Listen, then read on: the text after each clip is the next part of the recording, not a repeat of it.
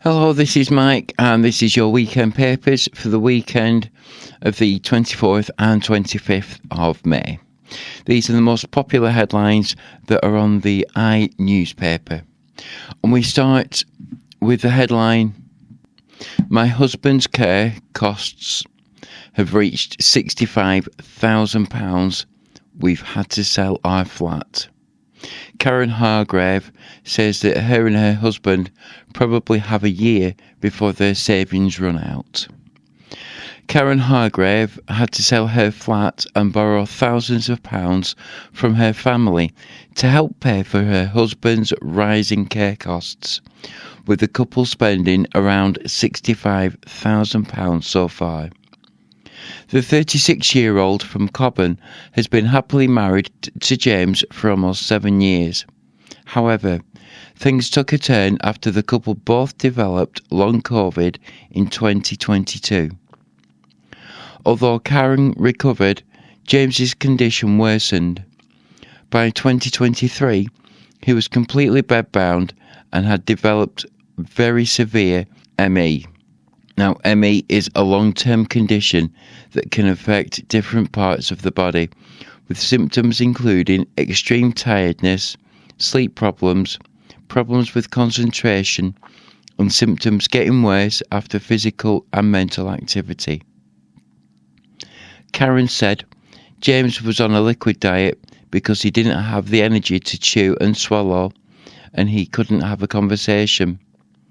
He also experienced very severe sensory sensitivity issues and went from being very healthy to very disabled in a short space of time. James, now 39, was having a career break at the time when he developed ME and therefore was unable to start looking for another job as his condition deteriorated. Karen owns a small consultancy business and does most of her work on a freelance contract basis, and said the financial impact of being a single income household was huge. With the nature of my work, because it was contract based, I don't have a regular monthly salary, and on one hand, my job gives me the flexibility to be my own boss and work around a very complicated life. But it does also mean I am very conscious that my income is pretty much all we have. James receives a total of £1,300 a month from his employment and support allowance payments and personal independence payments, otherwise known as PIP. The couple's energy bills are quite high due to always being at home and James needing to keep warm. The other sting to Karen and James's finances is James's care costs, with Karen estimating it has cost them £65,000 so far to provide him with help. Karen explained very severe ME is quite a unique condition in that there is effectively no NHS specialist services that are available for someone in James's position.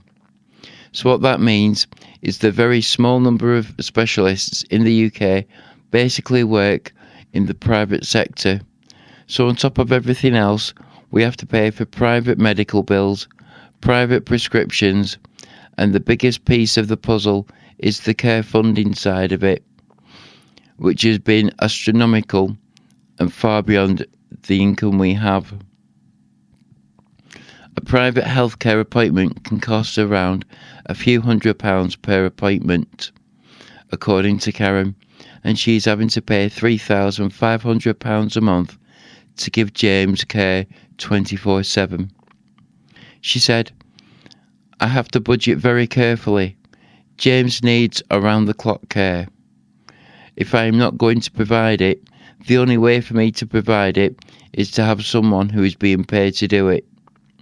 At the moment, his care bills are £3,500 a month, which covers 9 a.m. to 4 p.m. Monday to Friday when I am working.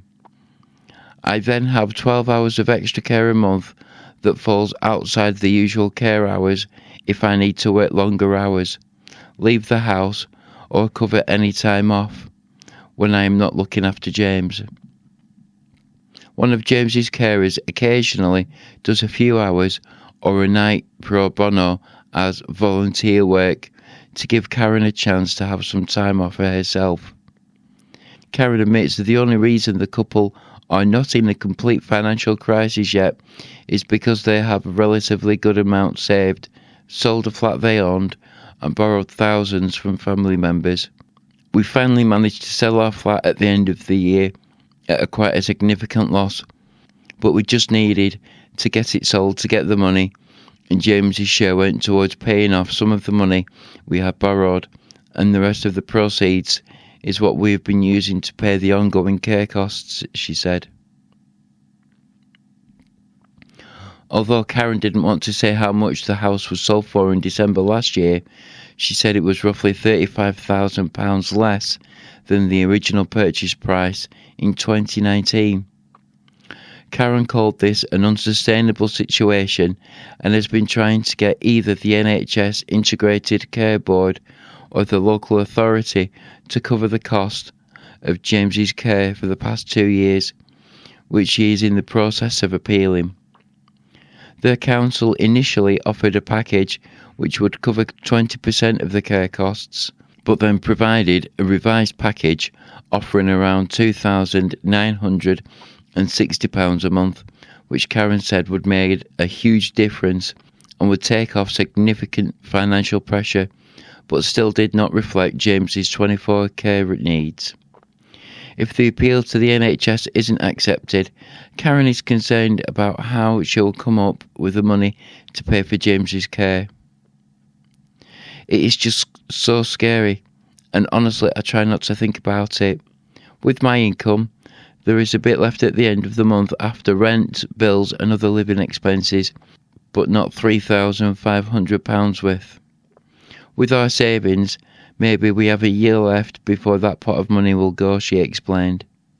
Karen felt that there was no option that would keep both her and James safe and well that didn't involve receiving support from either the NHS or the local authority. And Ebola cases in DR Congo jump, but how worried should you be? As the number of suspected cases of Ebola climbs to over 900, the country is reportedly struggling to contain the outbreak, leading to fears that the disease could spread. The official death toll in the DRC has risen to 119, though regional totals add up to 220. The cases are mainly concentrated in the eastern Ituri province. The World Health Organization has declared very high international concern.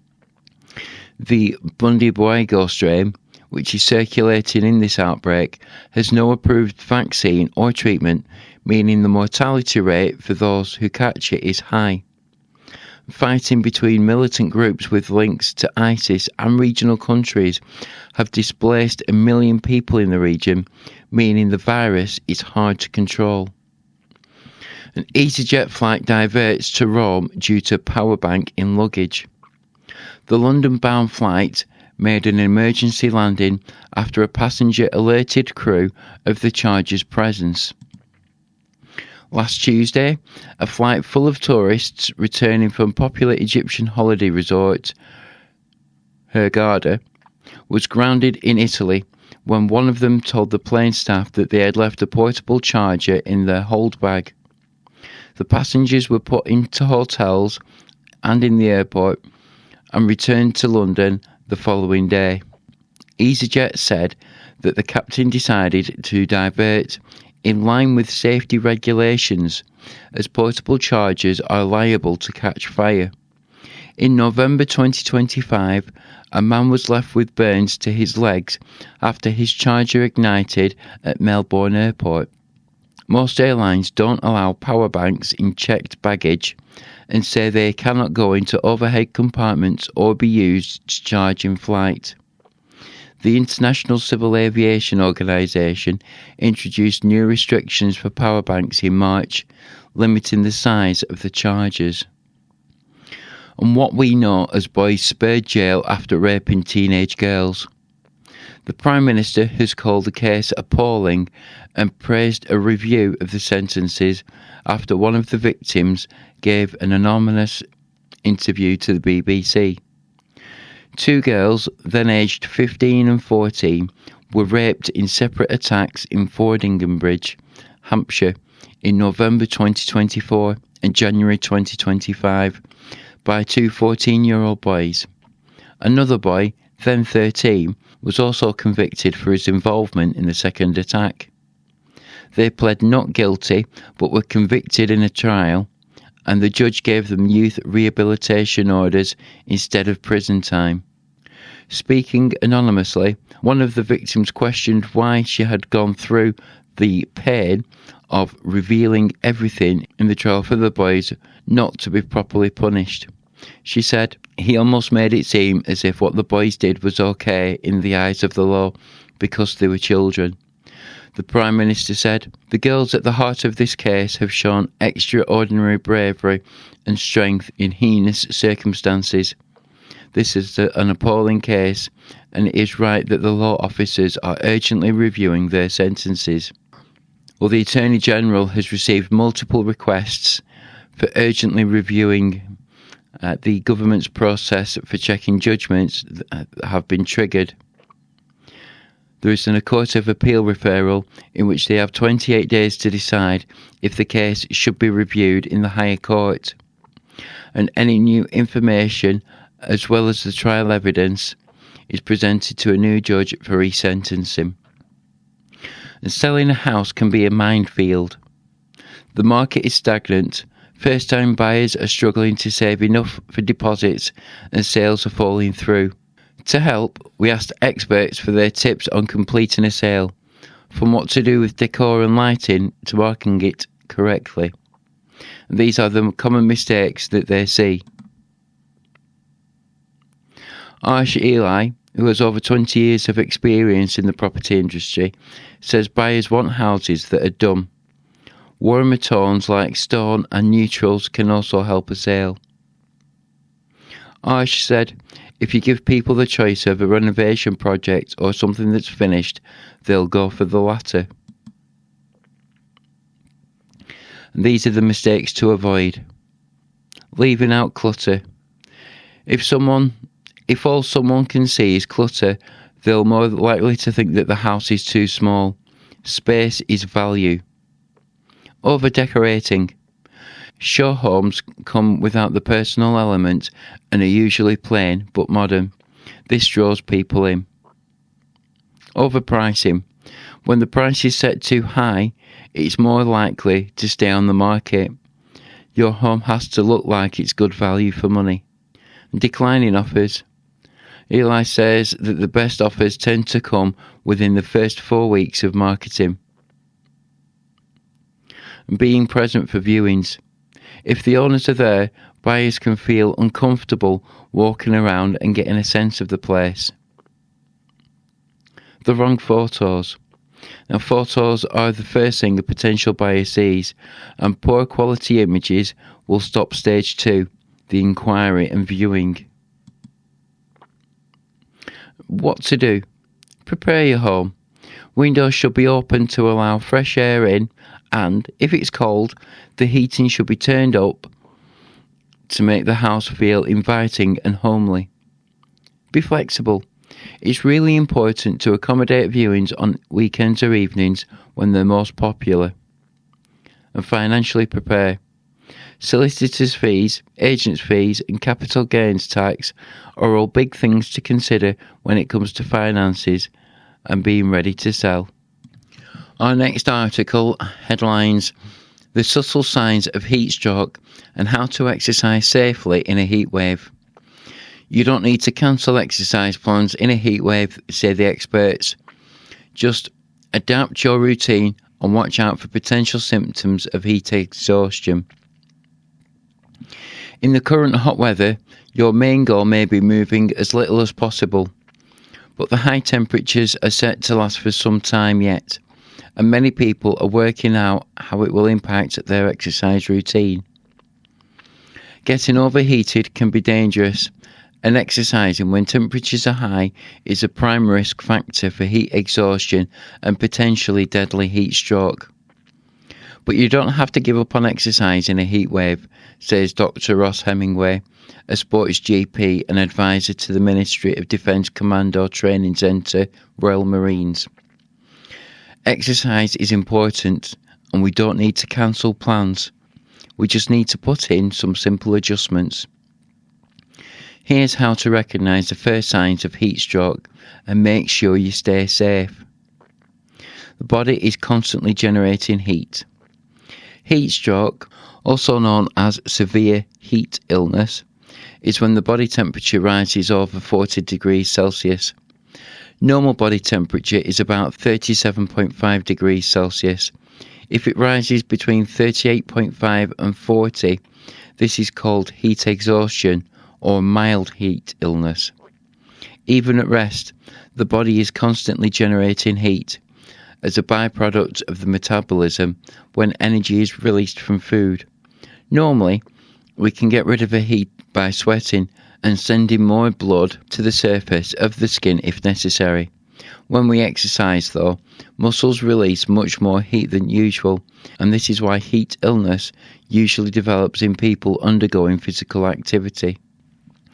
The symptoms of heat exhaustion include feeling excessively hot or tired, as well as nausea, vomiting, a headache, dizziness, or tunnel vision. If this progresses into heat stroke, the person starts to become confused, irritable, and behaving oddly, and may even turn aggressive with those trying to help them. It can lead to liver, kidney, and brain damage, which could be deadly. A person who is subtly ill before the activity may also have a greater chance of getting heat stroke. People should be very cautious about exercising in hot weather if they have a minor illness, like a cold or diarrhea, says Dr. Hemingway. If you have a runny nose and a fever with that, then we know that if you had to do hard, intense exercise, then you're 4 times more likely to get heat stroke. The next article is headlined, "More private schools have opened than closed since Labour's VAT hike." The subheading, "The introduction of VAT on private school fees has been blamed for closures, but the numbers present a complex picture." More private schools opened than closed last year despite Labour's introduction of VAT on school fees. Some 107 independent schools opened in England last year, the highest number recorded since 2007, the iPaper's analysis of government records found. Meanwhile, 71 closed, more than in 2024, but lower than in 2023, before the Labour Party came to power. This year so far, 38 private schools have opened and 10 have closed, according to the Department of Education's Register of Schools. The number of private schools in England has been growing since 2024, despite Labour's general election win in July of that year. The growth has been fuelled by an increase of independent special schools. A majority of pupil places at such schools are funded by local authorities, which can reclaim the VAT on fees. Julie Robinson, Chief Executive of the Independent Schools Council, a trade body that represents private schools, has highlighted closures and warned of more to come, saying, "While there is a combination of factors contributing to school closures, we know that there are some for whom the government's decision to tax education is a bridge too far." Private schools with charitable status also lost the 80% tax relief on business rates in April 2025. One of the country's oldest schools, Thetford Grammar School in Norfolk, announced last week that it will close at the end of this academic year, blaming the introduction of VAT on fees. The private day and boarding school's former pupils include Thomas Paine, an English-born American founding father.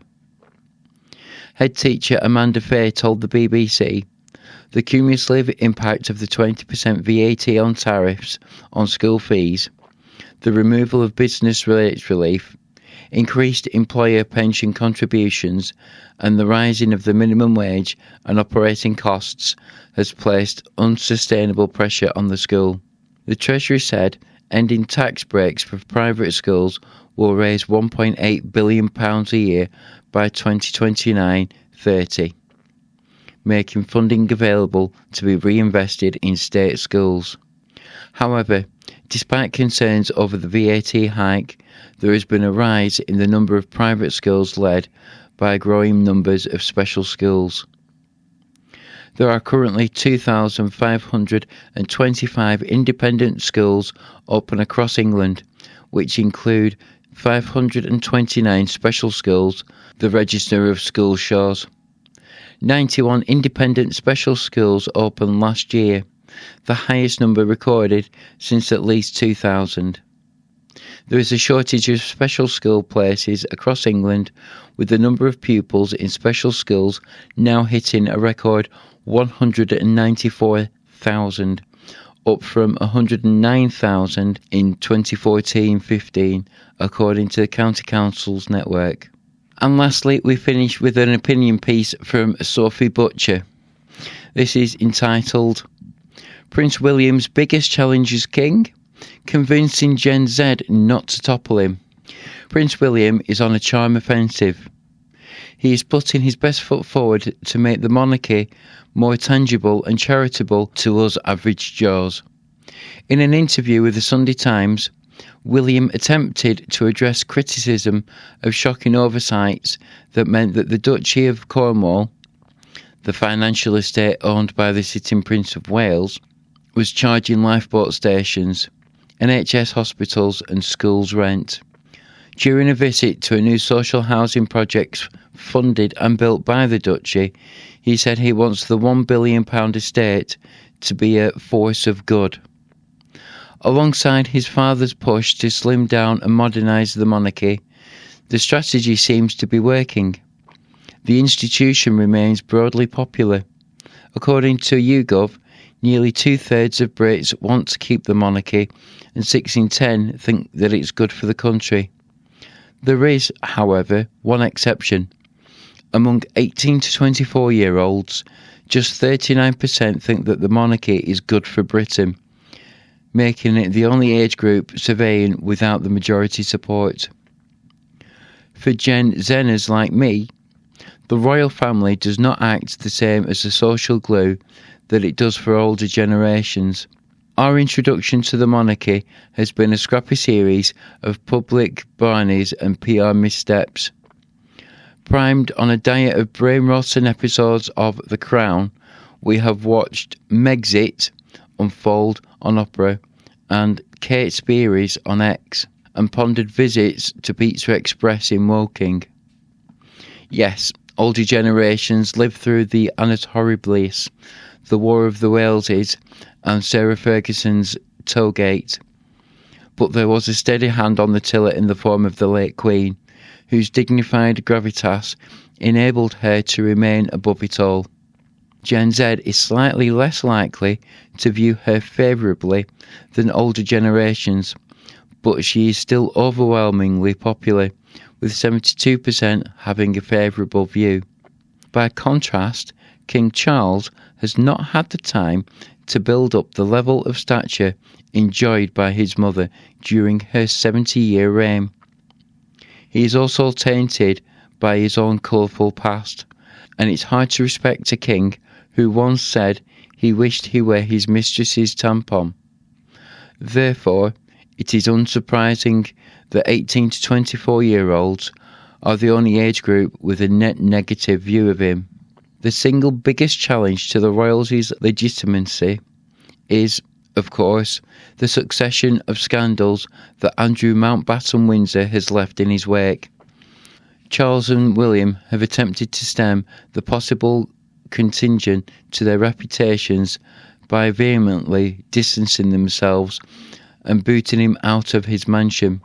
But there is one aspect of this that no number of public statements and heartfelt wishes to victims can fix. Mountbatten Windsor, who has always denied any wrongdoing, was living his life of luxury, immorality, and alleged criminality on the public dime. As a recipient of the sovereign grants and expenses from his role as trade envoy, the state was lining his pockets.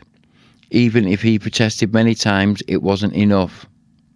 Mountbatten Windsor has now been cut off from the public purse by his relatives Charles and William, but the damage remains. He has collectively mugged us off. Mountbatten Windsor may have drawn a spotlight to it, but the sense of unfairness that we as taxpayers subsidise the royals' lavish lifestyles extends beyond Mountbatten Windsor. Just 7% of 18 to 24-year-olds surveyed by YouGov said that they had thought the royal family were very good value for money when comparing the sovereign grant to the role they play for their country. As a first generation growing up confidently worse off than our parents, the contrast is jarring. Our wages and living standards have stagnated while housing costs have spiralled. For our parents' and grandparents' generation, the royal family provided a welcome distraction from the mundanity of everyday life. This was because many of these events captured the aspirations of the era in which they happened. Hopeful for better lives, many of the post-war generation bought their first TVs to watch the Queen's coronation. Boomers marvelled at Princess Diana's poofy but fashion-forward 80s wedding dress, and the Gen Xers shed real tears at her death. Millennials bought the meritocratic fantasy when the commoner Kate married her prince. But now, rather than being a distraction from the turbulent world, the chaos surrounding the royal family mirrors that instability. William may be attempting to modernise it quickly, but for Gen Zs like me, it will take something spectacular to elicit more than a characteristic eye roll. And that's all for this week's Weekend Papers. I hope you've enjoyed these articles, and we'll have more for you next week. Until then, take care. Bye for now.